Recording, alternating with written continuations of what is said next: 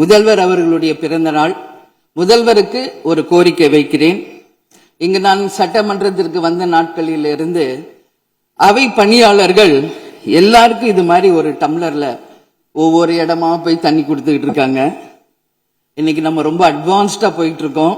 இன்னும் ஸ்டில் அந்த ஓல்டு மாதிரி போயிட்டு இருக்கு. இல்ல ஒரே ஒரு விஷயம், மாண்பு உறுப்பினர் இந்த தேன் பாய்ந்து அந்த வார்த்தை அவைக்குள்ள நீக்கப்படுகிறது. அதை எடுத்துருங்க.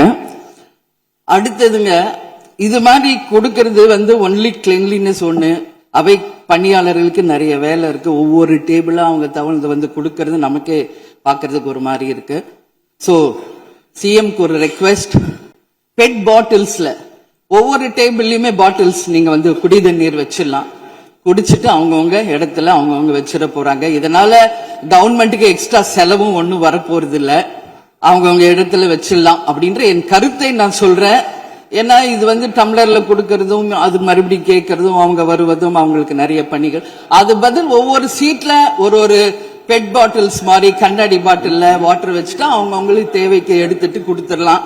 சோ இது பிறந்த நாள்ல முதலமைச்சருக்கு ஒரு கோரிக்கை வைக்கிறேன்.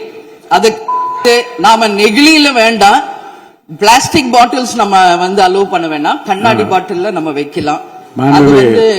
உறுப்பினர்